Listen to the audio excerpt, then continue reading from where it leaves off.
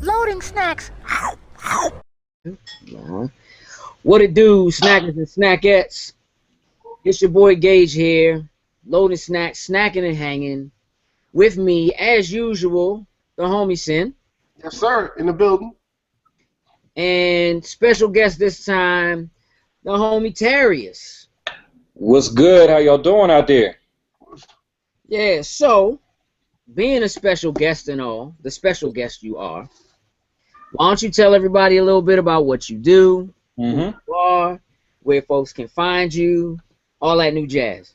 All right. Well, as I said, my name is Tarius, and I'm a singer-songwriter, and actually a YouTuber as well, graphic designer as well. You know what I mean? I've been doing a YouTube thing for a little bit, and on my channel, which is Tarius27 on YouTube.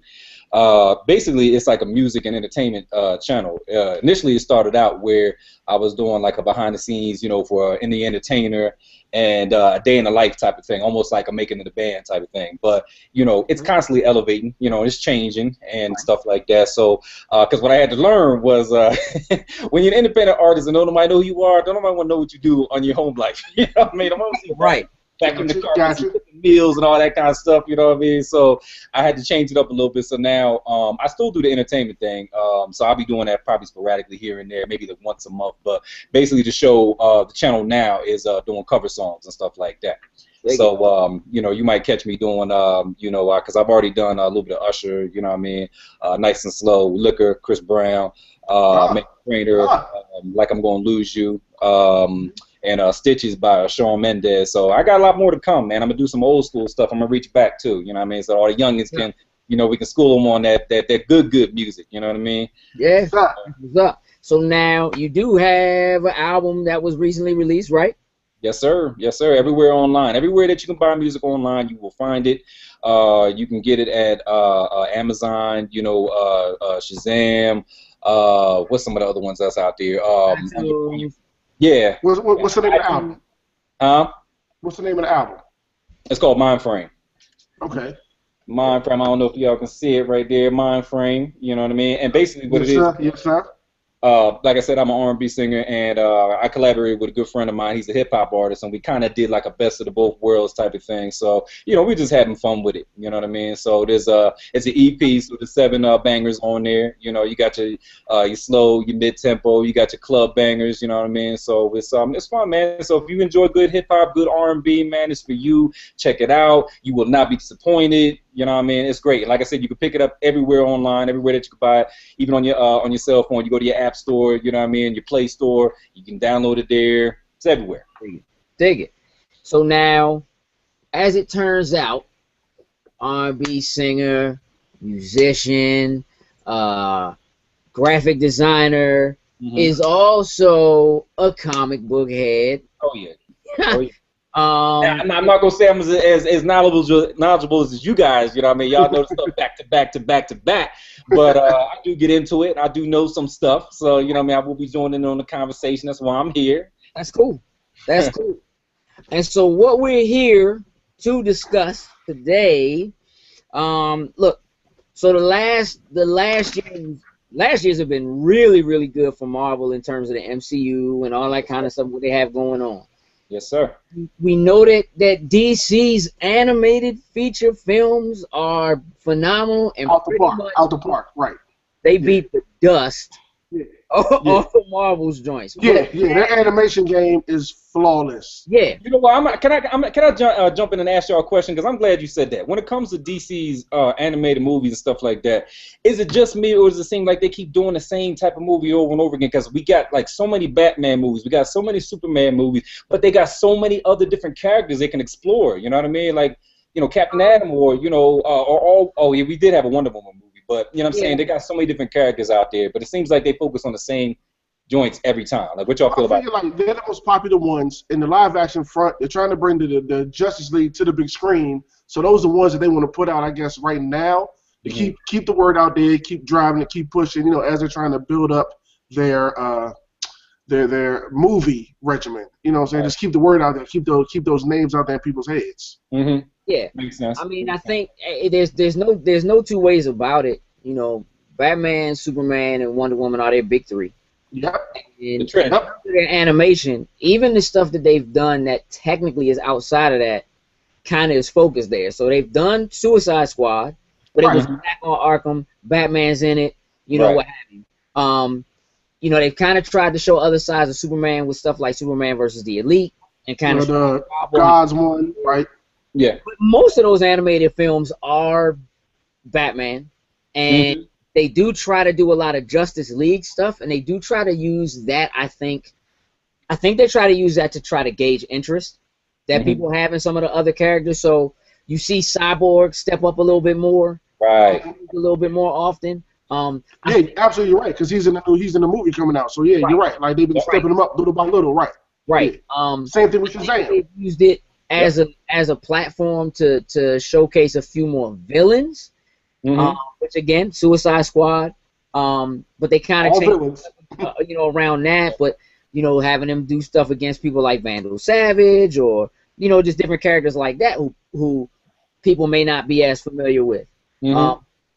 But I would say the overall theme, at least that I take away from the DC animated films, and they have done shorts. They've done shorts for Catwoman, for Arrow, Spectre, and Jonah Hex. Yeah.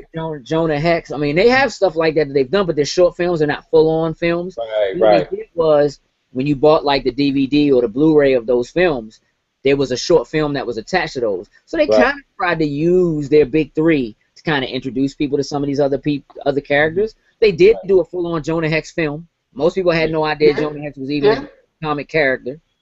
Heard it was horrible. Obviously, Arrow has the TV show. Right. So that direction. And they're introducing a lot of new characters. Not new characters, but a lot of characters that they have using the strength that is Stephen Amell. Yes. Arrow. Yes, they are. And with the Flash too. Yeah, I think you may see more in terms of animation come from them in terms of their straight to Blu-ray, straight to DVD animation. Right. I think the big three are always going to be at the forefront, though. I honestly don't think they have. I mean, the Flashpoint Paradox is probably my favorite of all of their films. Yeah. And I mean, it's based around the Flash, but Cyborg plays a major role in it. Yep. It's Batman, but it's not Batman as we know it. Right. It's Thomas Wayne. Right. Thomas Wayne instead. So I think that there are some. And then the Throne of Atlantis was an Aquaman film. Yeah, true. That's true. So they could have very easily included Aquaman in the Justice League War film because it did go after what happened in the comic book, but they didn't. They waited and gave him a separate thing, which I think is important because I think they really want to take the Aquaman, Jason Momoa as Aquaman, and start to build that up. Yeah. And I think they want to build him up so they can give him his own film. I really do. So I mean, they just introduced Martian Manhunter in Supergirl. Supergirl, yeah. So I mean, they're making some attempts, I think, to introduce some of the lesser known at least Justice League people, to the common folk, as we'll say in this case, mainstream folks who may not be as familiar. But when it comes to Marvel's animated stuff, man, you can almost forget it. Right. I mean, you would think with the power. The thing is, the theme that I find that they have is that their stuff is more adult. DC stuff is much more adult. It is. Now, the one thing I do like with Marvel's animated thing, what they're trying to do, I like the fact that they're looking more so overseas with anime. Like, there's a lot of untapped potential over there trying to pull from it. They haven't found their rhythm yet, but at least they're trying to find that one thing they need to start to get the ball rolling, you know what I'm saying, in that department. Yeah, I mean, I think that right now DC and Marvel have two different approaches, especially when it comes to animation. With Disney behind Marvel, they seem to be leaning more towards, okay, well, the money is in getting kids to like this stuff and turning them into people who will love this stuff forever and selling toys. And DC seems to be leaning more towards, well, our core audience are people who are grown, who like it to be a little more edgy and a little more adult and whatever, and they seem to be leaning that direction. And I think what was the actual last Marvel movie? The last animated one? Animated Marvel movie, yeah. Because wasn't it the one where they Was it was Confidential? Huh? Avengers Confidential, Black Widow, Punisher. Yeah. They did two confidential ones. They had the confidential one, Black Widow and Punisher. Right. They had the Hulk and Iron Man one, which was along the same lines. I mean, it was pretty bad though. Yeah, I really didn't like great. It wasn't. I don't know. I didn't have a lot of love for it. Easily forgettable. Like, when DC announces that they're doing another animated film, I get excited. Yeah, me too. Yeah. I have a lot of. Marvel doesn't really do that for me. I mean, they definitely have stuff that I love. I mean, there's stuff that I think pushes the line the way it should. When I think about that, the stuff that comes to mind is like Hulk versus. Yeah, that's one of my favorites right there. That Hulk versus Wolverine and that Hulk versus Thor, they were both. Yeah, arguably probably the two best joints out of Marvel's camp and in the animated department. Yeah. So I really like those. What I find that's a little strange is that Marvel does also have their animated comics. So they did that's true. The X-Men animated comic, which is a little darker. Yeah. They have a Spider-Woman one, so it's more like animatics. The Iron Man Extremis one was really good. Black Panther too, right? Yeah, Black Panther actually was done as a show. That actually was supposed to be a show. It went to BET, and then it didn't do well. It got pulled from there. They released it as a DVD and what have you. But that was the one. Yeah, it had like Jill Scott as Storm on that one. So yeah, I mean, they've branched and done a few things. But animation aside, because I'm gonna be real with you, I really think DC has its own when it comes to animation, and there's really no point in discussing who's gonna have a better 2016. No. When it comes to animation department, unless Marvel got something planned, they pull out something spectacular. Yeah, DC's got it locked. Yeah, I mean, I like some of their shows. I mean, I like Spectacular Spider-Man. Again, it's geared more towards kids. I like Guardians of the Galaxy. Again, it's geared more towards kids. I wish DC would have kept Young Justice running. That hurt. Yeah, that was a good one. That was a really good one. That's probably my favorite of all of them. Yeah, Justice League, the old Batman joints, Young Justice, like nothing but fire in that department. I really think that as a whole, Warner Brothers has that on lock. Like Warner Brothers being the DC side of things and Disney being the Marvel side of things. As far as the animation is concerned, I do believe that DC has that on lock. We don't even have to. I would even go as far as to say like just the Vixen animated series they did that was only like 6 5-minute episodes. Yeah. Still brilliant. They were good. I enjoyed that. Excited into the Arrowverse, and the fact that they're doing a second season, and that they're actually going to take. I'm not even going to try to mess up her last name. But the voice actress that did Vixen in the animated one and bring her into the Arrow, the live action show. Yeah. She's coming to Arrow. It's going to be like the end of February. I think it's episode 15 of this season. She is going to be on there, and there's discussion that she may get her own show, and we'll see what happens. But they did also announce that Vixen's coming back for another season. Right, that's what I said. Yeah, they're doing a second season of animation for it. But they said the big thing is the mistake they feel like they made with the last one is they should have taken those 6 5-minute episodes, turned it into a 30-minute episode, and actually put it on TV on the CW. Right now, you can only watch it on the CWC. They said they will not make that mistake with the second season. Hey, look, I don't look. Try something new. I get it. You learned, and you know how to fix it now. Right. Yeah. I mean, it ain't even necessarily fixing. It's just a little extra something. You know what I mean? Yeah. That they'll give us. But when looking at the lineups, we're gonna start with the movies, okay?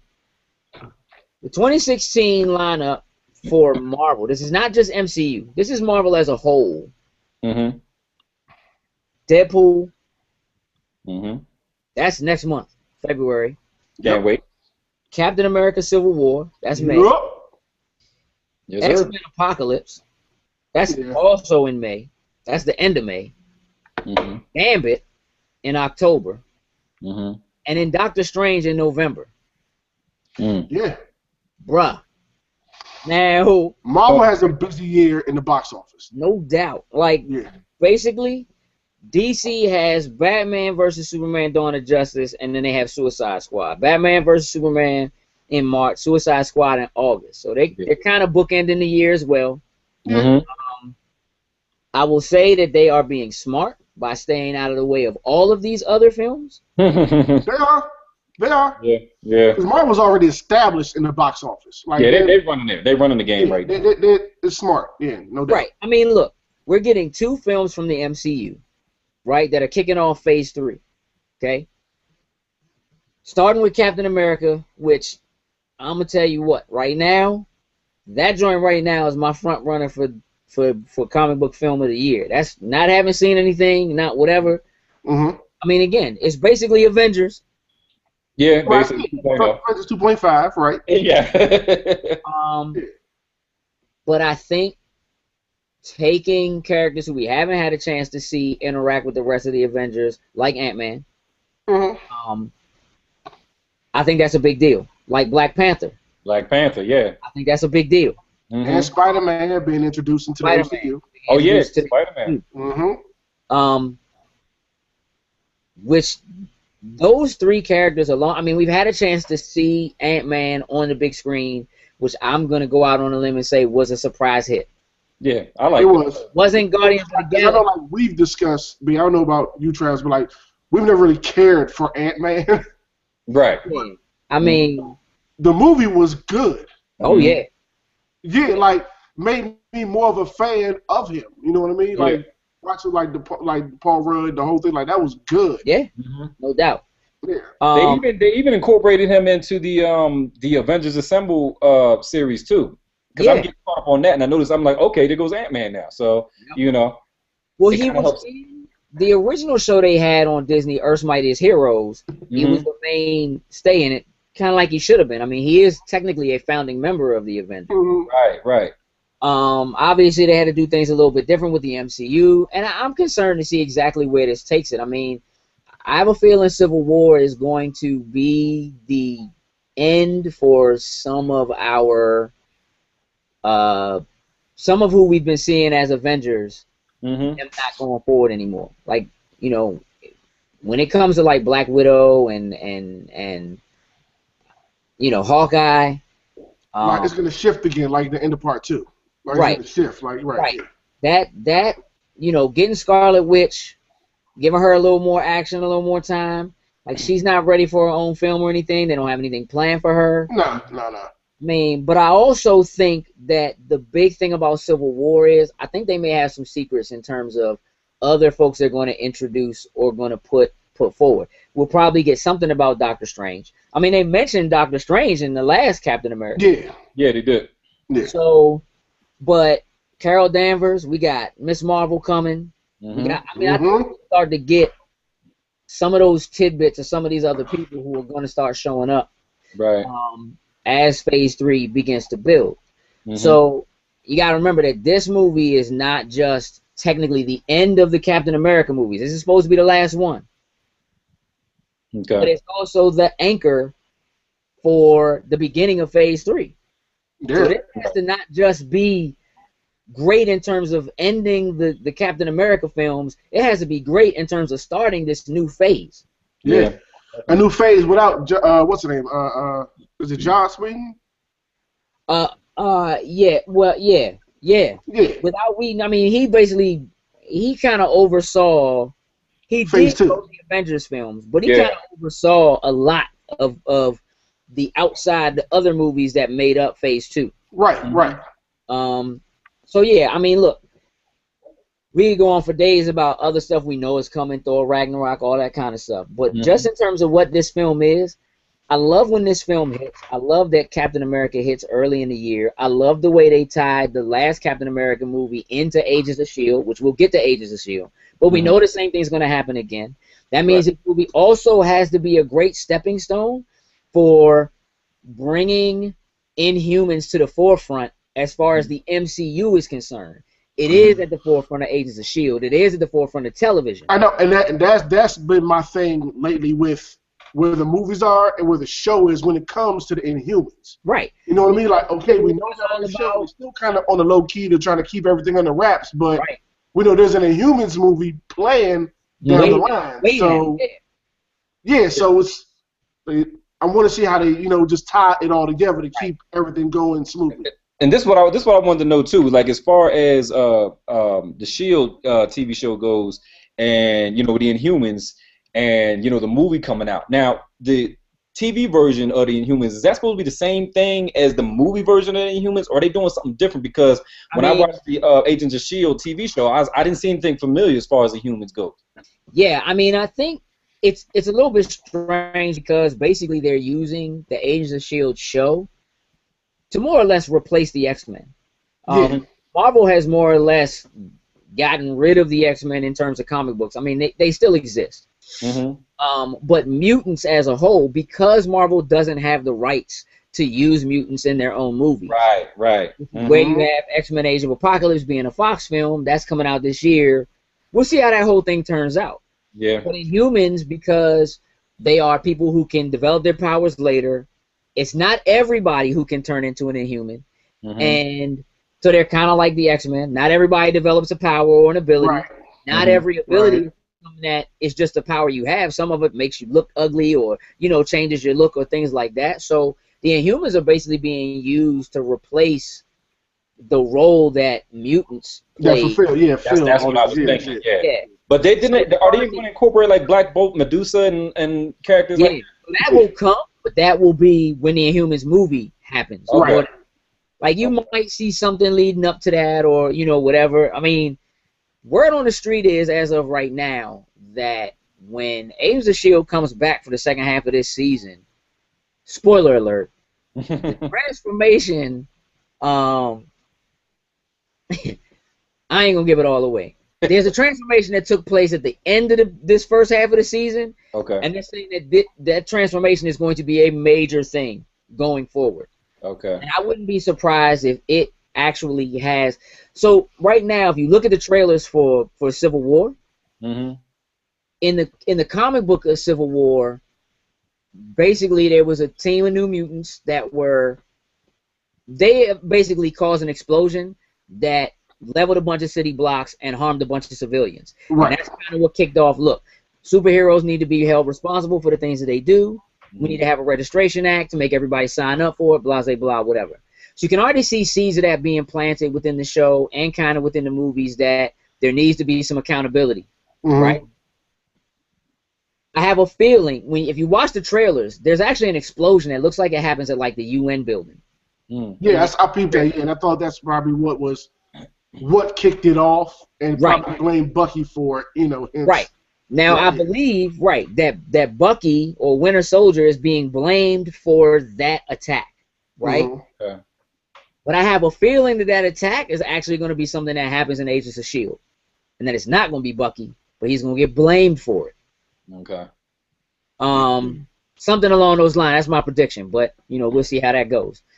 But having gotten through what I think Civil War is going to be and how important it is, again, to the end of Captain America's movies, the beginning of what's new. I also think Captain America is going to die in the movie. So that's the rumor. That's the rumor. Right?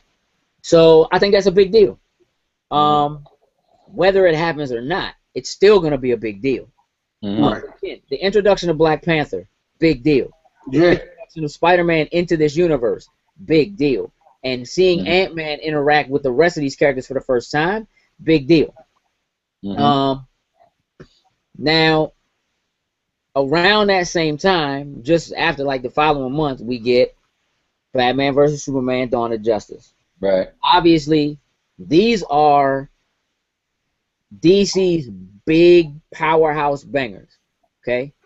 Now, of course, compared to Avengers, DC has had to and has been able to stick to basically their main two guns the whole time. Marvel gave up, unfortunately, the rights to who were their big guns, which was the X-Men, to Fox, and they had to find a way to make Iron Man work. It was kind of like, how are you going to do that? They had to find a way to make Captain America work, Thor work, and then they did, and then they put them all together. This is a little bit different in that you don't really have the exact same thing leading up for these are characters people already know. They're already familiar with the origins of these characters. You don't have to explore those things. So yes, there has to be this kind of an introduction of how these two people meet each other and all that kind of stuff. Right. You know, there's speculation that the character we saw was Doomsday, but there are people who say it wasn't Doomsday. Mm-hmm. But then the word on the street is also that even if that is Doomsday, he's not the big bad for this movie. He's not the one. That's what they're saying. But there has to be something or someone. Clearly, it appears that, at least based on the trailer, that it is that character. Yeah. Mm-hmm. That is how the other two, Batman and Superman, get introduced to Wonder Woman. Mm-hmm. We know the three of them are there. We've seen them. We had a good chance to look at them. But we also know Aquaman's in it. Yeah, we know Aquaman, Cyborg, Flash. Flash is in it. I think somebody else in it. I just can't think of who it is right now. Yeah. I don't know about Martian Manhunter is a staple in the joint, but I don't think he's in it. I haven't heard. No, he's not there. I know for a fact Flash, Aquaman, and Cyborg are all in the movie. Yeah. Right. I think that's it. I want to say that's it. Might just be something quick. Yeah, just some slight. No just pun intended.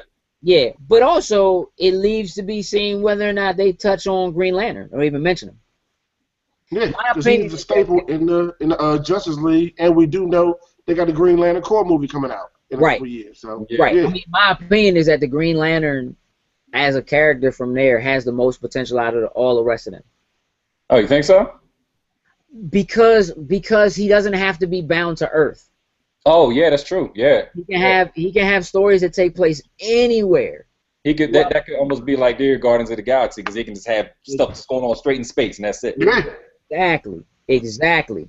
So I think he has the most potential out of everybody else. I mean, clearly Aquaman has some potential, but it won't be like we haven't seen films that kind of take place under the sea or a lot of things with water or whatever. Mm-hmm. But what the difference between where Marvel is with starting Phase 3 with the third Captain America film and where DC is with trying to introduce the Justice League in this film is they have to do what Marvel was able to do with the Avengers movie, which is make there be a threat that's big enough that you need all of these people together in order to fight it. Mm-hmm. There's a lot riding on this film. There's no a lot. Doubt. No doubt, because they got a lot of plans going forward into the future. Imagine if this movie comes out and it bombs, man. They're gonna be in trouble. They're really gonna be in trouble. I don't think the film bombs. I don't think there's any chance this film bombs. It's not gonna bomb regardless because it's Superman and Batman and different people that don't even in the comics are gonna go see it regardless. Right. So the numbers is gonna do well. I ain't saying it's breaking records, but it's gonna be well, guaranteed. Right. Yeah. It's just how they set it all up for the future. That's the biggest key component going forward to the Justice League movie. Yeah, most definitely. So actually, I mean, I misspoke. That's March. That's like the end of March. So it's a good time because the end of March is going into April. It's right around Easter. Mm-hmm. People get off. They can go. They can watch it. It gives them. It's going to be ahead of Captain America. Right. That's going to be after Deadpool. Mm-hmm. Now, this Deadpool movie has the potential to be so big that Fox will never give the characters back to Marvel. Yeah, you're right about that. The marketing it does. Like, look, Marvel's done everything they can. We've talked about it before on different shows or whatever, but Marvel is basically, they killed off Deadpool. I mean, they had to bring him back. They killed off Wolverine, which is another one that Fox has rights to. They've pretty much killed off all the X-Men. They killed Professor X. Yep. You know what I'm saying? Like, everything that Fox has their hands in, Marvel has, at least in the comic book world, killed them off, said we don't care. They killed off the Fantastic Four, don't exist no more. They finally revealed, like last week with the end of Secret Wars in the comics, what happened to Reed Richards and all that. Like, that's no more. So all the properties that Fox has the rights to make movies for, Marvel has pretty much done, / Disney, has pretty much done everything they can to remove them from being able to, to do much with them. But Deadpool is a whole different entity. Y'all think Deadpool's going to put a little money than Apocalypse? I do. I do. So too. I think Deadpool as a listen. It could. It definitely could. Yeah, look, people were excited to see Deadpool in the Wolverine movie, the Origins movie. And then they screwed that up. Right. People were mad because of how they messed it up. Oh, yeah. I messed him up, I would say, at the end. In the beginning, I messed with him. It was cool. It was right. In the beginning, yeah. Yeah. But and it's crazy to think that like you can actually get the same guy to come back and play the same character that people were so upset about. Absolutely. Basically, get a restart. You get to start over and do it all over again. Yes. And this man was taking shots at himself about Absolutely. how bad the Green Arrow, the Green Lantern movie. Green Lantern, yeah, the costume, yeah, the animated suit, whatever. Yeah. That's just nuts. And there's so much excitement, not just here, but throughout the world for this Deadpool movie. I love the fact they're keeping it rated R like Deadpool should be. Exactly. Yes. That's the other reason why it has this potential to be bigger than X-Men Apocalypse. Yeah. You know, Apocalypse is going to have a lot of characters. It's going to have a lot of people nobody knows. You know what I mean? Yep. Marvel has all but killed off all the X-Men.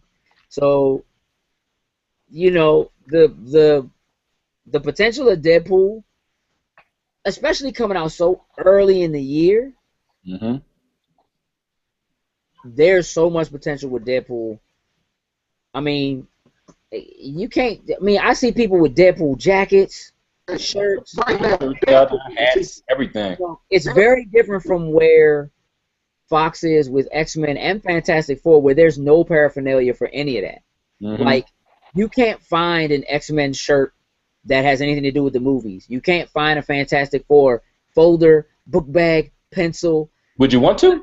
A mug, you know what I'm saying? You can't find X-Men, a mug. Definitely not the Fantastic Four.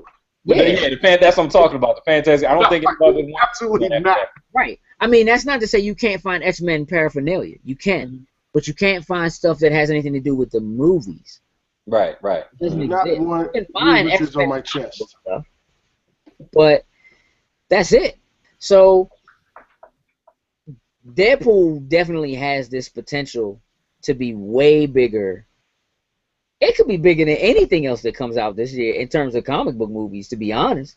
No, it absolutely can. It definitely has that potential. It's a new character getting introduced to the people who aren't familiar with comic books. Right. People who are in the comic books. Deadpool is somebody we wanted to see on the big screen for the longest time. Right. And he's really getting that treatment in R-rated fashion like he should be. We're going to support. Right. My concerns with Deadpool are around the supporting characters. They're not with Deadpool. They're not with Ryan Reynolds. It's around the other characters like Colossus, who I love. You know, Colossus is one of my favorite. I know. He's mine too. I know. My dudes. He don't even look right to me. I don't, you know what I mean? Like, I don't know what this really means that he's in this film. Yeah. Neither do I. That kind of threw me off at first. Like, why is Colossus in a Deadpool movie? Like, it just. I mean, because they can use mutants wherever they want, because they Fox.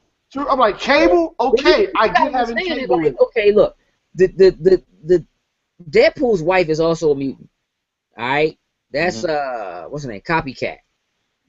So she has powers and abilities. So whether or not we actually see her do that or use that, but probably, if you look at that last trailer that was released, probably, the one girl, I can't think of her name, her powers are being used very differently in this. Again, if you look at the trailer that just released, they're being used very differently than what they are in the comic book. She doesn't look exactly like she does in the comic book. Something else people could be upset about. I have no doubt the movie's going to be funny unless we've seen all the funniest parts already. Nah, it's gonna be funny. I got full faith in Ryan Reynolds when it comes to being an asshole and being funny. Hey, listen, I do too, but gotta break that fourth wall. You know what I'm saying? Green Lantern didn't work. No, not at all. And Hal Jordan he's a smart ass a lot of times. So, you know, I mean, Deadpool could be the biggest of all these things, to be honest with you. Batman versus Superman, again, there's a lot of work to be done there because you've got to introduce these other members of the Justice League to go along with the powerhouse that's already Superman and the brain and brilliance that is Batman. The Bat. And the powerhouse, technically, that is Wonder Woman. Yeah. Right? So, introducing Aquaman and Cyborg And Flash. and Flash. I mean, and there's potential for there to be an issue there because I think one of the biggest mistakes that DC is making is that their cinematic universe and their television universe are separate entities. I do agree. I do agree You with think that. that's a mistake? That's a mistake. Why Why do agree you with feel that. that? It's absolutely a mistake. Listen, when you're doing something as big as Justice League, when you have someone that is as popular with a show that's as great as Green Arrow is, I mean, this is a show that really nobody knows who Arrow is. Right. Nope. But Stephen Amell and the people behind Arrow have made it big. But if they said Stephen Amell was going to be in this film as Green Arrow, people would go ape shit. Yeah, Thank you. they would. They would. Thank I gotta you. admit, they would. They definitely would. And at They this love point, the TV show so much, so it'd be a no-brainer. and at this point, the Flash is so popular in his show that introducing the Flash into this DC universe, and it's not the same dude. Mm-hmm. It also has the potential to just destroy it for people. It could take away from the movie. Mm-hmm. It could take away from the universe that the movie is supposed to be bringing about. Mm-hmm. It could also pull away from the TV show. I mean, they've done so much in that TV show. They've introduced characters like Gorilla Grodd. Like, Yeah. why would you know what I'm saying? Like, that's a big deal. Yeah. I know. I've always said, like, even though it's not going to happen, because I always said Stephen Amell's not going to do it, but it'll be so dope to see, like, an Easter egg at the end of Batman vs. Superman, like, with Bruce Wayne talking to Arrow, like, as a I can't even think of whatever his real name is. You interviewed something to Oliver. Oliver, on some slight stuff, but, like, basically, now I know what you really do. Come holler at me on some vigilante type shit. But You know what I mean? it's not Like, gonna just a little quick I mean, joint. it could happen, Yeah. but it won't be Stephen Amell. Right. You know what Yeah, but that's the problem. Having, like you said, having him. I You're think missing that big target right there. it fragments your audience, right? Because a lot of the people, especially considering Flash is in both universes, if they don't touch Green Arrow at all as far as Justice League is concerned in the movies, then that maybe isn't such a big deal. But having Flash be in both universes and not be the same dude, It's going to confuse Now, people. It's going to confuse people. That's not. wait. Yeah, the people who don't know are going to be the ones. There's still a potential. There's still a potential for them to do this and do Flash to introduce the multiverse Wow, I didn't even think about that. and say that from different timelines and things of that nature. So there is a possibility That's true. Yeah. that they could tie it in somehow if they really wanted to. Mm-hmm. But they have said these are two separate universes. We're doing two separate things. So the likelihood is low. Well, could they? Yes. But the likelihood is low. But that also then means that, like, so what happens to other characters that you're beginning to introduce? So let's go ahead and talk about what they're doing as far as TV, because DC got TV on lock. So, I mean, look, we got Agent Carter next week, and that excites me. I love Agent Carter. I think it's great. I like that they do it in between. I forgot about that one. Yeah, yeah. So they got that, and they have S.H.I.E.L.D., and we know we get Daredevil Season 2 on Netflix this year. Mm-hmm. They confirmed the second season of Jessica Jones as well. Right. So, but I don't know if that's this year, though. I don't think that's till next year, because Iron Fist. I mean, Luke Cage this year. Yeah, Luke Cage. Season 2 of Daredevil and Luke Cage this year, yeah. Right. Right. So, But DC, you're right. DC's TV game is on lock. Yeah, without a doubt. They got that. Tomorrow. Now, what I wanted to say to kind of jump in on what you were saying, Gage, is that I've been hearing that the fact that Marvel does it where their movie universe and the TV universe are connected, it kind of limits what Agents of S.H.I.E.L.D. can do, because they have to kind of correlate with what happens in the movies. So it kind of like stifles a little bit, you know, as far as like what they can do and as much, you know, where they can move and all that kind of stuff. Do y'all feel like that? Like, for me, that plays back to what I was saying earlier about with the Inhumans. I want to see how they handle it. With the movie coming so many years out, but the show's already kind of introducing them, I just want to see how they play it, because Inhumans are introduced into the movies until probably like 4 years out or something like that. So it's going to be interesting. 2019. Well, look, Yeah. I don't think it necessarily limits what they can do in the show. Mm-hmm. I actually think it adds to the potential of the show because look, they've already done things like in the first season where they had like 2 episodes where like Lady Sif from Thor was on the show. Mm-hmm. There is this enormous potential if Agents of Shield continues to do well, and as they do things with the MCU and whatever, that they can pull in some of these major actors who are in some of these movies and have them do appearances or show up for an episode. And it could be, look, there's potential for like the real funny Spanish dude that was in Ant-Man, Yeah. Agents of Shield for something.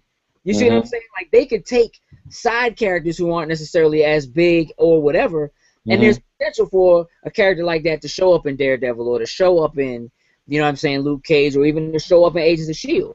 Now, will they show up in Agent Carter? Nah, because that takes place in the past. But just by having Agent Carter take place in the past and it be tied into all this stuff that's going on now means you have all this potential to do stuff that took place between Agent Carter in the middle, right? Yeah, that's crazy. That's crazy right there. So, really, by having it all interconnected, one, it gives people who are already into the movies who maybe wouldn't give something like Agents of S.H.I.E.L.D. because Agents of S.H.I.E.L.D. for real shouldn't even exist as a show. Let's just be honest about that. If it wasn't for Coulson, nobody watches Agents of S.H.I.E.L.D. Oh yeah. I don't even watch, to be honest with you, because it's not what I thought. He was the draw factor to the show. Absolutely. Right. But he was the Stan Lee of all those original Marvel Phase 1 films. Yeah. He was Stan Lee for people who aren't already into it. Like, you're seeing this dude show up in every single joint leading up to the Avengers. You know what I mean? Right. Yeah. Right. And that he was the thing that you knew all these movies were tied into each other. You knew they were all in the same universe. It was him. So, and people loved him. Like, people cried when Coulson died. Right. You know what I'm saying? Like, it was a big deal. And he was literally and figuratively the thread that made the Avengers come together to work as a team so that they could do what they need to do at the end of that movie. Yep. Exactly. So he also ends up being the thread that makes it so that this show has its potential and works, and it's grown beyond him now by having a character like Skye, who nobody knew when the show started. This is going to be Daisy Johnson, who is a member of S.H.I.E.L.D., who is a character named Quake, who does have an ability, who was a part of Civil War. And whatever the bad guy name is, I can't think of it right now. The bad dude or whatever on the show that used to be on the team. I don't call him Shaw for some reason, but I know that's not it. It's not it. The Shaw is Yeah, I know it's not Shaw. And now I can't think of it either because you just did that. Sorry. Hey, now Gage and Sensei, as far as like Agents of S.H.I.E.L.D. goes, y'all watch it. I don't really watch it because I got turned off because I thought it was gonna be something that it wasn't. I thought it was gonna have a lot of guest appearances from other superheroes and stuff. It didn't really go down like that. Wow. But do you find that they have to do a lot of explaining? Like if something really big and serious goes down in Agents of S.H.I.E.L.D., do they have to explain why Iron Man can't come and help? Why Thor is not helping? You know what I'm saying? Like have to. No. Nah. You know what's crazy is that the thing about S.H.I.E.L.D. as an entity in the comic book and as a show is that S.H.I.E.L.D.'s existence is to deal with stuff like that. You know what I mean? Like Iron Man can't be everywhere, right? And it's not. They don't even really talk about them. It's not in the show, so to speak. The thing about it is it's kind of like how we can do this show right now, but we don't have to talk about what's going on in the NBA at all. The NBA still happening. It's more so like they're the police, and then the Avengers will be like the FBI. Like, or something. It's all about protecting people, but like they do their thing, we do our thing. Like, okay. Are they connected? Yes. Is there connective tissue? Yes. Do things that happen in one world affect what's happening in the other? Matter of fact, like that the second Thor movie, how they destroyed like London or whatever it was, like a part of it. Then you see them doing that cleanup in Agents of S.H.I.E.L.D. Right. Triskelion fell. Yeah. You see that. Look, when S.H.I.E.L.D., like in Captain America 2, when basically S.H.I.E.L.D. was outed and it fell and there was no more S.H.I.E.L.D., that had a major effect on the show, right? Because now it's like, well, S.H.I.E.L.D. doesn't exist. So technically, the second season, they've been operating for the most part as an entity that doesn't. That actually was one of the best parts of the whole Agents of S.H.I.E.L.D. That transition, I think it was between 17 and 18, episodes 17 and 18, From Yeah, that one episode, At the end having of the Winter Soldier movie, and then going into that next episode was dope. it was That huge. was so dope. Crazy. It was crazy. Like, Yeah. yeah. Like literally watching that episode on Tuesday, and then going to see the movie on Thursday. Yeah. And it's like, oh snap, what's going to happen And on then when 8? you came back that next Okay. everything that had happened in that movie was transpiring in the show. You saw all the after effects of it. It was so Oh dope. yeah. Okay, I might have to go back and check that out. Yeah, that time was so dope. Yeah, like that's the point when I really started liking the show. Like, okay, that joke got vicious for me right there. The show started off cheesy. Yeah. It just did, right? Special effects were cheesy. But the show has grown into its own. They've introduced new characters. They've killed off characters. There's this. I mean, having characters like Deathlock. You know what I'm saying? Be a major player in the first season, and then kind of moving into this season, like what they have been doing in terms of introducing characters. They're not necessarily introducing, like, we know that they're going to have Shield is going to have a team of Inhumans. We already know that's going to happen. But I think the potential that it has to affect Civil War and vice versa, when Civil War went as far as to have the same dude that played General Ross in the Hulk movies show up and he's playing General Ross again. And when you know, like I do in the comic books, that That's General the Red Hulk, baby. The Red Hulk. Yes, indeed. That he does lead, like he's a member of the Thunderbolts, and that has potential. They grab these. Look, it leads into a potential for essentially for Marvel to have their own Suicide Squad, where Shield, the country started hiring villains to go after heroes who hadn't registered. There's this and it could be its own show. I mean, they're doing another spinoff of Agents of Shield. Oh, really? Right? They're giving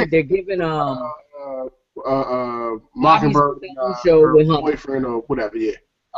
Which is interesting in and of itself, because again, in the actual comic books, it's Bobby and Hawkeye that are together. They go and off. I find it interesting that they call it Most Wanted. Like, right. So what's going to happen that y'all become the most wanted? Yeah. Right. So. Right. I mean, and for Mockingbird as a character, you know, she was integral along with Hawkeye in starting the West Coast Avengers. And what we have now is the potential to have two separate teams of Avengers with all the characters that we have and that are being introduced. Wow, that'd be dope. That'd be real dope. So, I mean, by comparison, again, the DC universe, as far as their shows, Arrow, Flash, killing it. No doubt. Legends, we got Legends tomorrow coming. Tomorrow getting ready to start. Yep. Supergirl. I'm concerned, but I'm not concerned only because of the success of the other two. I do feel like they might be doing too much, having too many characters, introducing too many people. I mean, you have villains again, like Captain Cold's not a good guy. You know what I mean? Right. I don't know who White Canary is. You know what I'm saying? Like, I know Black Canary. White Canary is like, what do y'all do? Made her up, right? Because she wasn't in the comics, was she? Yeah, that's what I'm saying. As far as I know, she's made up. I couldn't find any information. That's all CW. Yeah, that's what I'm saying. So, like, you know, that I am a little bit concerned about that. I remember when you saw that trailer before me, you called me like, who the fuck is White Canary? Exactly, dog. He was mad as shit. I was like, oh. I think I'm looking at the trailer like, oh, okay. But look, could it be really good anyway? Yep. And, it could be. It could. I mean, look, I'm hoping it is, considering Flash, Arrow's track record. Like, okay, right. I'm looking forward to it. Yeah. Right. Yeah. But I'll tell you the same. I'll tell you what. I was very concerned about Supergirl. I mean, Supergirl's not CW; it's CBS. Yeah. Hey, Supergirl's just tough. Like, that show is tough. And you know, look, we don't like Superman, but we got love for Supergirl. I respect Supergirl. I do. I do respect Supergirl, and I was concerned it was going to be a little too Gilmore Girls or maybe a little too Seventh Heaven. Yeah, from the first pilot episode, right? I mean, look, it's still cheesy right now. I mean, it has potential to grow, but like the fight scenes aren't all that great. Like, she can't really throw a punch. Like, you know what I'm saying? Like, it doesn't look. But I'm a kung fu flick dude, so I'm gonna be real hard. Right. Anything on TV, if you're gonna have a fight scene, if it don't look like Jackie Chan did it, I ain't really. No. Your standards are way up there, huh? Yeah. Oh yeah. Bruh. Oh yeah. Bruh, yeah. Hey, and another jump DC got coming out this year. I'm looking forward to Preacher. AMC. Yeah. I mean, I don't know nothing about it, but I'm looking forward to it. I mean, it could be really good. I mean, look. Yeah. But again, that kind of goes back to what Tarius was saying about them kind of reaching out and using other characters that people maybe don't know as well, or you know, whatever. I think that Marvel is doing the same thing, but they're doing it via Netflix. Yeah. You know, nobody knows who Jessica Jones is. Absolutely not. I absolutely did not know. I was like, okay. And I didn't know. That's why we sat down and did the video so you could explain it to me. Jessica Jones put Purple Man on the map, bro. Hey, one of my favorite bad guys of all time. Straight up. With the Joker. Like, I've actually had people ask me, I know we talked about this a little bit. We did. But I had somebody actually come to me the other day and was like, hey, who's job like the tougher villain? Is it the Joker or is it the Purple Man? And I was like, for real? Joker. I don't know, bruh. Joker. I heard he's vicious. I heard he's real vicious. Listen, I like the Joker. I think the Joker is the best villain that DC has. But I text you when I was watching the marathon, be like, this nigga Purple Man. You know, like, his potential, I would like his potential. I mean, they killed him. It's too late. Spoiler alert. Whatever. But bruh, really, he could have been a threat for all of Hell's Kitchen throughout the whole rest of everything they do. You know what I mean? Absolutely. However, bear in mind that we got an introduction to Luke Cage via whatever, and that's supposed to come this year, right? Yep. Jessica Jones, okay? Punisher's coming. We also know Punisher's coming to Daredevil season 2. We have and Elektra, right? Yeah, and Elektra, yep. And Elektra. You know what I mean? And Elektra. Yeah. So, again, we're starting to see lesser known people, but I feel like, you know, another thing I found interesting too, like I saw like months ago, supposed rumor, I don't know how real it was, but like Thunderbolts was supposed to be phase 2 of the Marvel Netflix thing. But seeing General Ross come back in Civil War, seeing Punisher and Elektra introduced, I think I heard that too. Makes me just think there's more to that story than not. You know what I mean? Keep it. Let's keep it 1,000 right now. We know that Spider-Man is going to have a movie coming, right? But we also know that with Marvel having Spider-Man back in the MCU, that leaves potential for Venom, Doc Ock, any of them.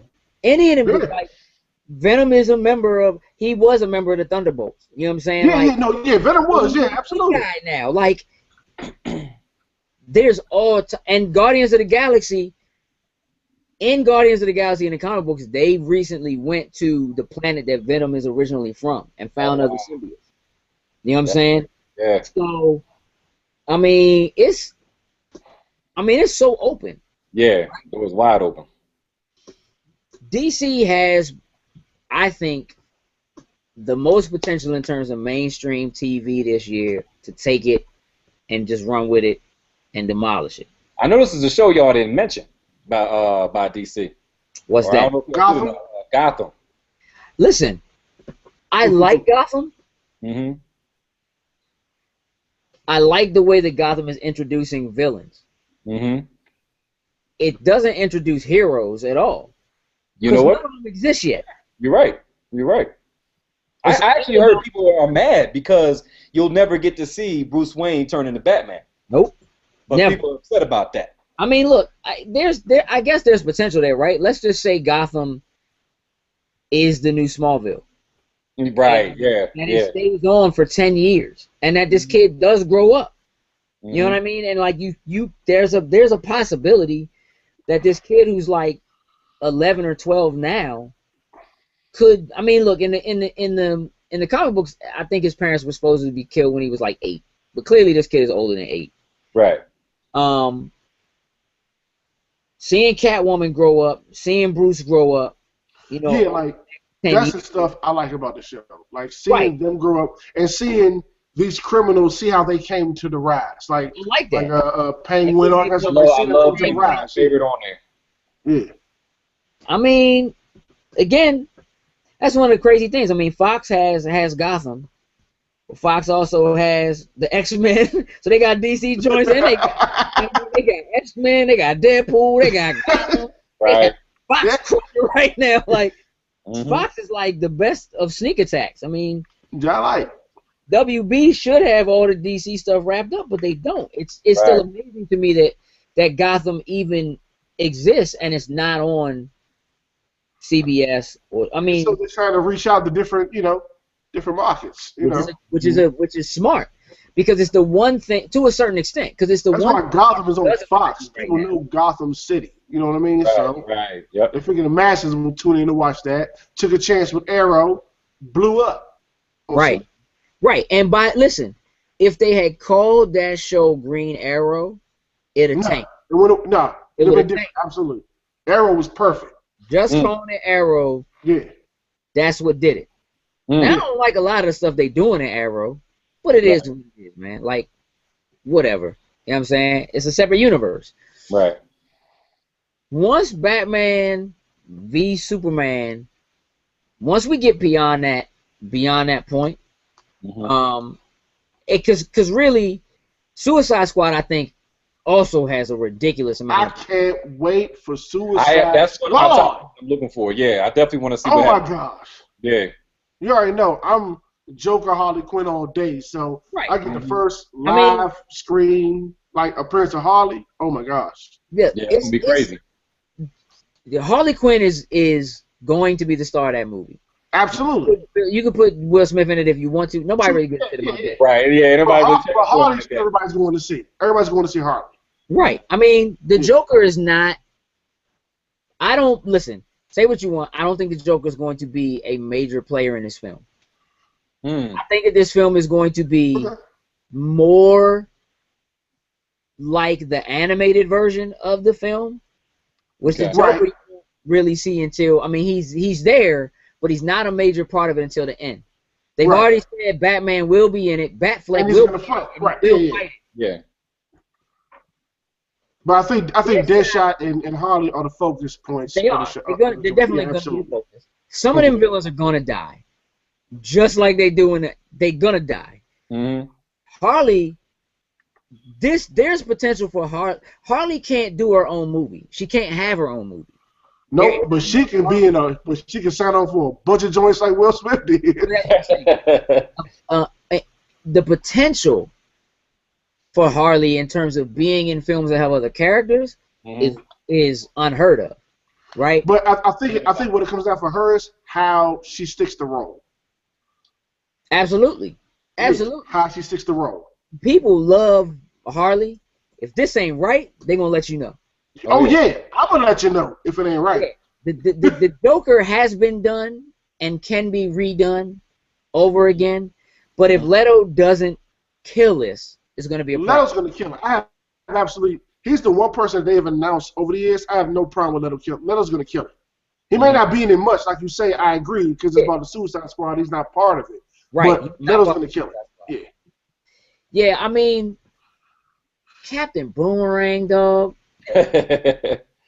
Dude, he dope, but your name is weak. Like I give you credit with them boomerangs. You dope. He gets it in. Change your name. I like when he was on Flash. He was real. He was dope. He was dope on Flash. Yeah, he was dope. Like he's dope, but you gotta change that name. Yeah, he has the most potential. I mean, again, if it's anything like what the Attack on Arkham joint was like, then he technically would be the main rival for Deadshot because they're both hit. You know what I'm saying? They both don't miss. But I think the Deadshot as a character, because technically he's an anti-villain, anti-hero. Right. He just wants to take care of his kid. Right. Play that angle and let Will Smith be like, I'm just trying to take care of my daughter, whatever. and do what he has to do to try to break free from the Suicide Squad and whatever else. Right. Yeah, the potential is ridiculous for where that can go as far as that universe is concerned. Right. But I am interested in seeing how Batman v Superman affects the Suicide Squad movie, because it should, because they're using the same characters. It exists within the same universe. Yeah, absolutely. Right. There's potential for things to happen in Batman v Superman that they will bring and discuss to Suicide Squad, right? In Suicide Squad. Yeah. And I think that's a big deal. Again, this is DC really taking their first. I mean, technically, Man of Steel is number one, right? Yeah, that's the first part. Yeah. The Batman, the most recent Batman trilogy, technically is also tied to this, sort of. It is? Just in terms of the way they derive the direction of Man of Steel. Yeah, I know what you're talking about, the grittiness of it, right? Realistic. Yeah, like, I don't like Superman being gritty and being, like, I don't like the dark. I don't like it either. You know what I mean? Like, that just doesn't stand. Superman doesn't stand out as that kind of a character. Right. I hate him for being a good old boy, but he's a good old boy. Right, and we're used to that. When you take Superman and you make him Batman, why do you need both of them? Essentially, that's what they're doing. You know what I'm saying? So I personally think it's counterproductive. You know what I'm saying? For that to be the case, but I mean, it may work itself out. You know what? Be honest with you, I really think for me, the Man of Steel, I think that's what it was missing. I think it was missing like a little bit of humor. You know what I mean? It was so dark. You know what I mean? It just needed to be. It needed to be brighter. Yeah, that's what I'm saying. Yeah. The color schemes are so. It just was so muted. I didn't dislike the movie. I wasn't a big fan of the ending. Personally, it got a little too Dragon Ball for me. The last fight scene in that movie was so Dragon Ball, which is cool, but that's not Superman. You know what I'm saying? Right. You're trying to show the actual strength of Superman. Yeah. Fighting somebody who's as strong as he is, and you know, you need to kind of be able to see that destruction or whatever, and that needs to lead into this movie where people are calling him false god and all that kind of stuff. Like, you kind of need that. It's the same thing that made the Avengers movie so good, the original Avengers movie, because you got to see the true strength for the first time that the Hulk could wield. Because you got to see him use strength that it doesn't matter that he can throw a tank. You know, like, you trying to convey how strong he actually is has always failed in terms of his movies. So they tried to give him people like him fighting Abomination or whatever. They tried to give him characters he could fight against that. You know what I mean? It made sense. When he face palmed that alien joint, that big ass alien fish thing, and flipped him over. And just to be like, nah, I'm always angry. That's how I do it. You know what I'm saying? Like, Abomination. Just around face palm the joint. Chill. Yeah. Slam. Yeah. All right, let's get to work. What y'all need me to do next? Right. But don't y'all feel like he kind of struggled with Abomination for a little bit there? Like, he kind of struggled to beat him. He did. And I'm like, Hulk is way stronger than that. Yeah, he wasn't angry enough. Yeah.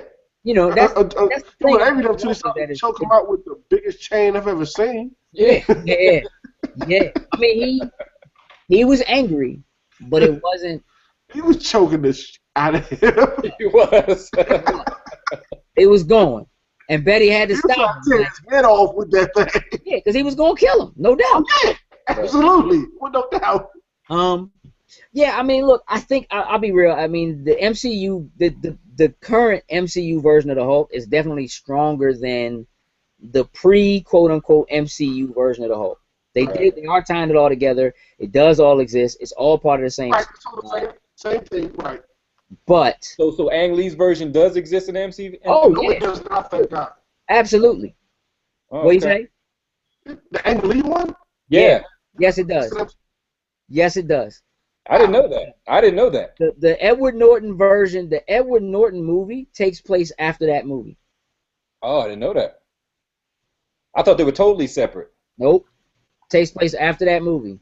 Okay. When you find Edward Norton, Mm-hmm. In the beginning of that movie, Edward Norton is hiding in like Brazil, which is where at the end of the Ang Lee joint, that's where he went. Oh, I don't even remember that. I hated that movie. I really did. I fell asleep when I saw it in the theater. I really fell asleep. Since I liked watched that terrible Hulk movie one time, I actually liked that movie. I thought it was good. You like it? I hated it. Yeah, I liked it. It just took too long. That's the only issue. Yeah, I would have never expected you like that pile of crap. The issue with that movie was that it just took too long. It took too long for him to become the Hulk. Mm-hmm. You got to remember that when they started the Edward Norton joint, mm-hmm. there's no origin story there. He's already the Hulk. You already know he's the Hulk. He's trying to learn to control it. When you find him at the beginning of the Edward Norton movie, that's because the Ang Lee joint already happened. Okay. And that's where he went. He went to Brazil so he could try to learn how to control it. And that's what he's doing. He's doing a little yoga joint, counting on the watch, all that. He's breathing and all that, yeah. Right. Then Edward Norton, he goes off to wherever he goes, and that's where Black Widow goes and finds him when she goes with him in the Avengers joint. Yeah. Now, I knew those two were connected. Yeah. All three of them joints are connected. They all do exist. Okay. But nonetheless, I think as much as I like what Marvel has going on TV and with Netflix and so forth, I really think that 2016 DC wins TV. I don't right now. The strength that Arrow and Flash have, we know they're going to go into new seasons. They're starting a new show in Legends of Tomorrow that has enormous potential. And with all these characters they're bringing in, who knows that holds the future? Right, Supergirl. I'm gonna be real. That curveball with them having Martian Manhunter. Oh yeah, that was a highlight for me. That was a left hook. Like that joint bust me up. I wasn't. I was in before, but when they introduced him, I'm like, okay, I'm all in now. What is the thing? When I saw, I figured it out just before they did it. But I was still shocked. Like, nah, it can't be. And it was just like, oh snap! And then he just turned into him. Like it was. Yeah, I was floored by that. Yeah, because he had the red eyes and stuff like every episode he looked red eyes. I'm like, yeah, that's Martian Manhunter. Yeah, Supergirl is actually really good. It's actually really good, and I really like it. I like Calista Flockhart. Only thing I don't like about it is Jimmy Olsen. He doesn't need to be black.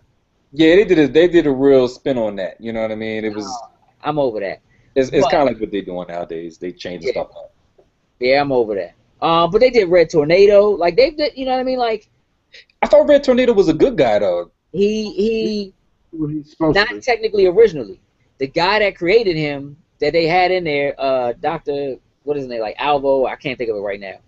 But anyway, Red Tornado was technically created not to be a hero, but he's kind of like Vision. Okay. Basically becomes sentient and makes a decision about what he wants to do. Okay. Instead of just kind of like following orders or whatever. But God, dog, that's the other thing, man. We ain't even talk about the potential Vision has to wreck some shop. Like we ain't really get to see. We saw him at the end of Ultron.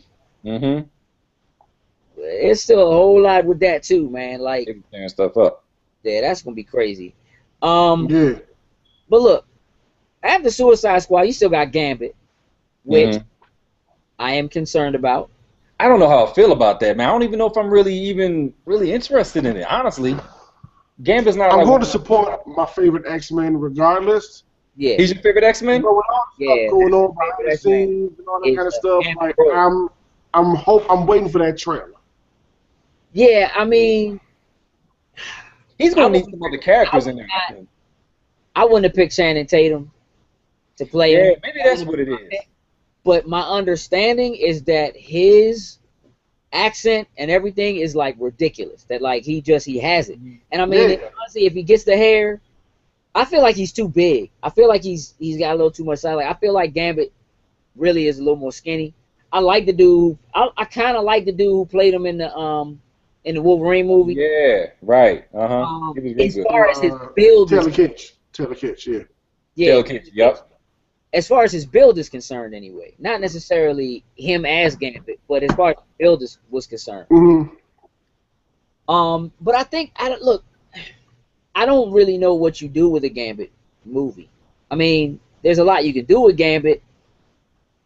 If it's tied in at all to Apocalypse, then there's definitely a lot you could do with it. Mm-hmm. But I would have rather seen Gambit come in an X-Men movie as one of the X-Men than get a standalone film. And I'll be real with you. I know it's your favorite movie, but I don't think he deserves his own movie. I just don't. Oh, he absolutely deserves some movie. Stop it. Who Colossus? But you know what? You know what though? I'm gonna let you defend that. You tell me why Gambit deserves his own movie. Because Gambit is a savage. Yeah, that's not it. That's not it. Everybody except for Jubilee from the '90s squad could hold their own movie. Mm. Stop it, dog. Yeah, I don't know about that. Listen, I think a lot of those characters are great characters as team characters. I think the reason why Wolverine was great to have his own movie is because Wolverine was great in his own comics. Mm-hmm. And he existed before he was a member of the X-Men, which puts him and makes him always on the outskirts of the X-Men anyway. Mm-hmm. Mm-hmm. Gambit is, for all intents and purposes, a two-bit traitor. He had his own comic too, but that makes it interesting too to make a movie off of him. He was a traitor. But that's what I'm saying. Like the potential. I'm not saying he I mean, look, if I had to go in and pick, I wouldn't even want Iceman to have his own movie. Like he just, what would you do with that? You know what I'm saying? Like I remember for a long time they was talking about Storm getting her own movie. Yeah. Yep. Yeah, you know what I mean? But then, like, if you're gonna say that, then what about Black Panther having his own movie? Is he interesting enough to have his own movie? I mean, look, I'll put it to you this way. I think that the Black Panther is definitely a member of the Avengers, but he exists on his own so often. Mm-hmm. You know what I'm saying? Like he's essentially Captain America from Africa. He's Captain Africa. Right. You know what I'm saying? Marvel's Batman. He has a lot of the same abilities and powers, and you know what I'm saying, like the strength and the speed and even his claws are adamantium, right? Vibranium. Mm-hmm. Vibranium. You know what I'm saying? Which is what Captain America's shield is made out of. You know, it's yeah. I mean, I think that on the strength of where the MCU is going and has gone, the fact that they have spent so much time focusing on Captain America and the fact that his shield is vibranium, that vibranium only comes from Wakanda, which is where the Black Panther is, that they mentioned Wakanda in the last movie, that Ultron went and stole a bunch of vibranium and made himself out of, like, yeah, I mean, there's a lot that could be done there with the Black Panther, but you also got to remember that this movie is technically Captain America's movie, and everybody's in it. So who's to say who's going to be in the actual Black Panther movie? Yeah, that's true too. Mm-hmm. They could intro any other character. They could take characters that are potentially from somewhere else and show them. They could tie stuff in. I don't know, man. Look, they could have gone back and done a Black Widow and Hawkeye movie just off the strength of them talking about in like the first movies about stuff they went off and did in other places. Yeah. You know what I mean? So, yeah, I mean, essentially, really, any movie you can make interesting depending on how you write the story. You know what I mean? Right. I mean, like this Gambit could be good. Oh yeah, nah. I'm not saying it's not gonna be good. Mm-hmm. I'm saying, but it concerns of all the movies in this list, it's the one I'm the most concerned about. Mm-hmm. I agree. This Gambit of all these movies has the most potential to fail. Period. Of all of these movies, Gambit has the most potential. Right. I think you're right. Now I think about the whole lineup, I think you're right. Because there are a lot of people who know who Gambit is. But let's talk mainstream. Most people's only introduction and knowledge of Gambit comes from that Wolverine Origins movie that they hated because of Deadpool. Nobody think about Gambit. You know what I'm saying? I mean, Will.I.Am's character was alright in that. Yeah. You know what I'm saying? Like, yep. So you know, that movie entered that joint had the Blob. That joint. I mean, it was a lot of characters in that movie. Yeah, it was. So, I mean, could it be good? Absolutely. Am I concerned? Yeah, because Gambit right now is on my Fantastic Four list. Like, I'm gonna go see it. I was actually excited about that one though. I was actually excited when I was, you know, when it was advertising Fantastic Four. I'm like, okay, this looks different. I like the way the thing looked. You know what I mean? But that thing, I'll be honest, I haven't seen it, but I just heard it was like the worst. Rotten Tomatoes, like the lowest score. You saved yourself some trouble by that. It was. That joint was garbage. But so yeah, I'm concerned about Gambit. But Doctor Strange? Oh yeah. I mean, think about it. Doctor Strange don't really deserve his own movie, but off the strength of the MCU, sure he does. And will it be good? Absolutely. Why? Because Iron Man was good, and they're essentially the same character, but one uses magic. 2, Guardians of the Galaxy was good, and it had all potential in the world to fail. Yeah, it did. What Marvel has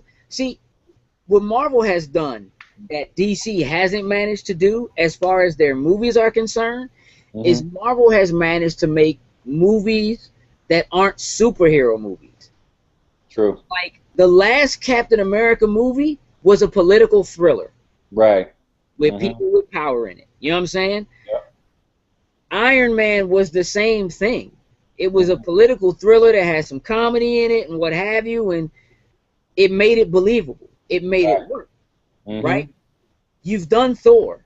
So if you've done Thor, now we're in a universe where we believe in magic and mysticism, and yep, Iron Man still says it's just science or whatever.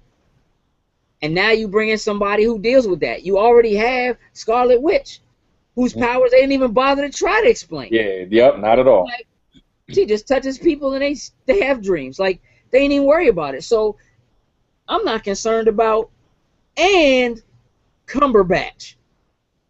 I'm good. Right. Oh, you know what I'm saying? Like, I'm so comfortable with Benedict Cumberbatch playing that role. Like, that makes me, like, I'm excited for what Cumberbatch is going to do in the MCU outside of Doctor Strange. The standalone movie. Does Doctor Strange need a second movie? Nah, we probably don't need to do a second one. But you know they will, because if it blows up and it does well, if it's big enough, absolutely, yeah. They will, and it'll interrupt everything else that's going on. I mean, you gotta remember that these movies are already planned out through 2020. You know what I'm saying? And that's having bumped everything else back to make space for a Spider-Man movie that technically wasn't going to originally be a part of this. Right. So, right now, as far as I'm concerned, Marvel and Disney have the movie game on lock. Not just because of the sheer number of movies, but because of the quality I expect all of these movies to have.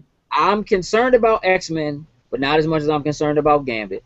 I'm not worried about Deadpool really at all. Has potential to be the biggest of all of them.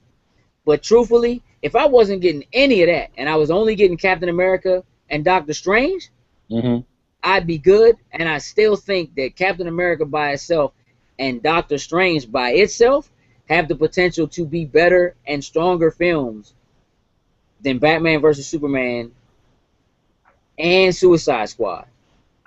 Again, Batman vs. Superman, for me, my concern again is that what I haven't seen DC do with their, even though Batman is a dude who has no power, they haven't managed to take a genre that people already know and love, like political thriller or drama or whatever.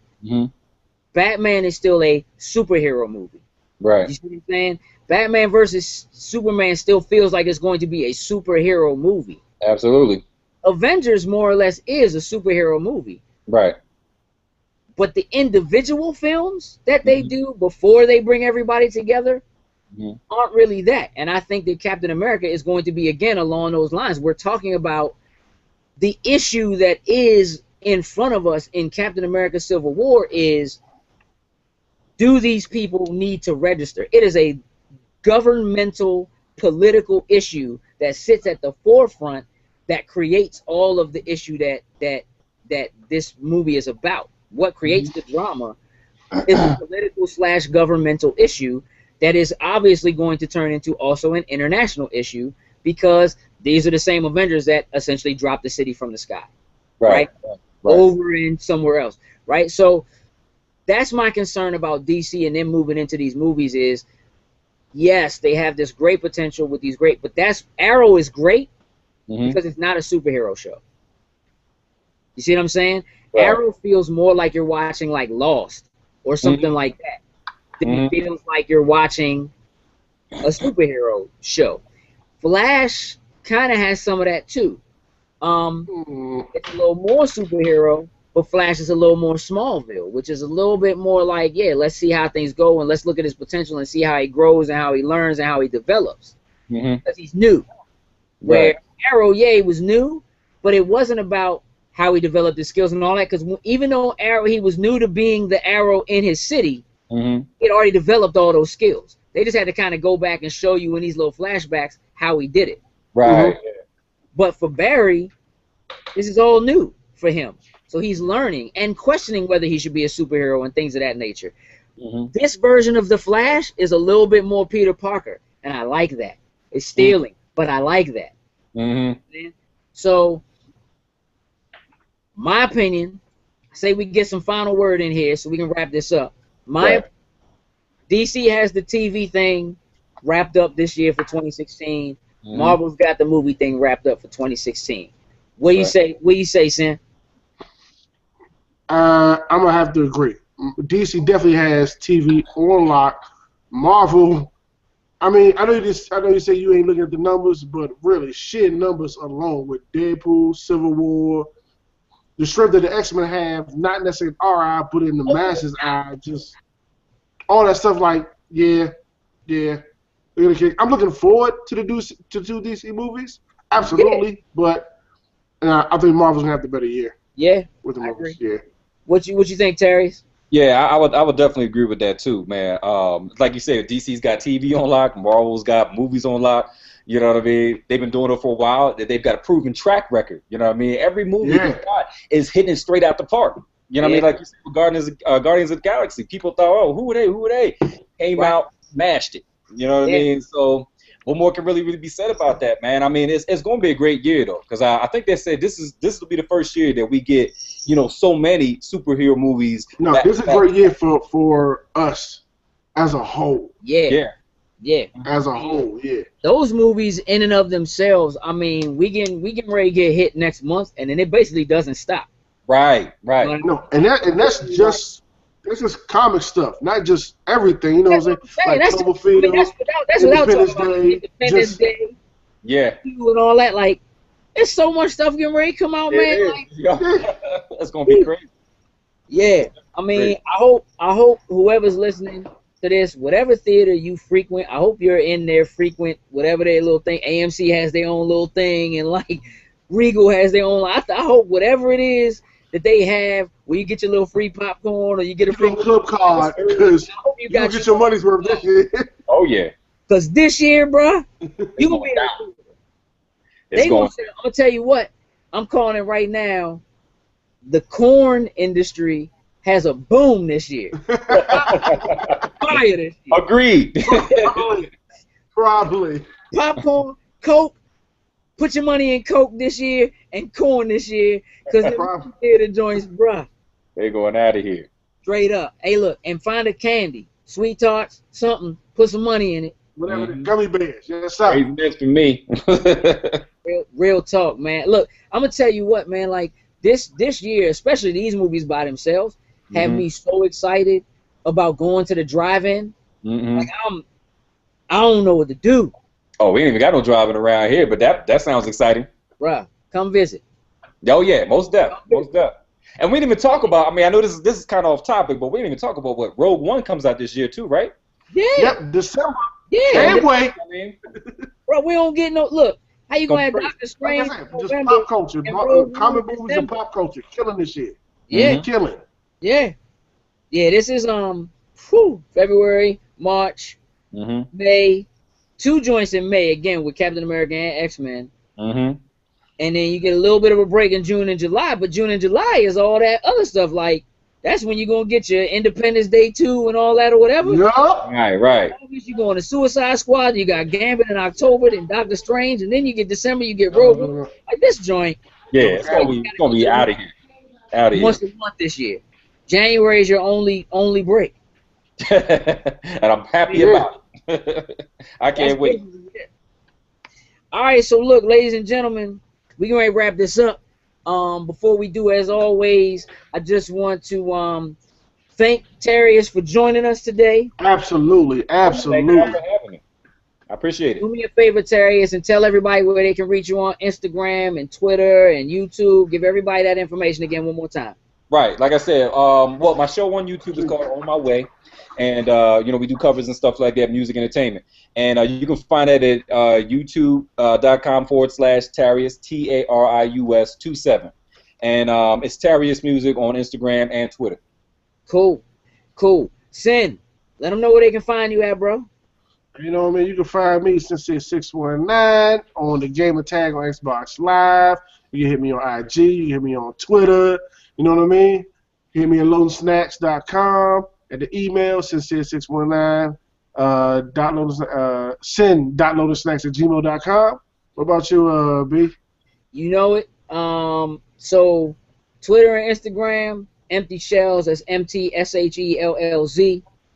Definitely go in and do us a favor. Follow us on Instagram at Loading Snacks. Follow us on Twitter. Follow us on Twitter at Loading Snacks. Go to the YouTube. Just search Loading Snacks on YouTube. You'll find us. Do us a favor. Hit the subscribe button. And by all means, share. Please share. If you see something you like, share it with your friends. Share it with anybody else who also may like it. And that's about it, gentlemen. I appreciate y'all. I do want to jump in and say, not to cut you off, is that to both y'all, I want to say I love the show. I love what y'all doing. It's very entertaining.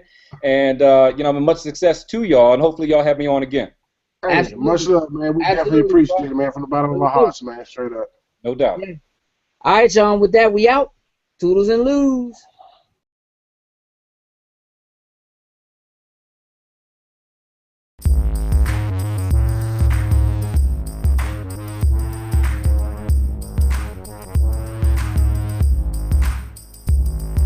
Loading snacks.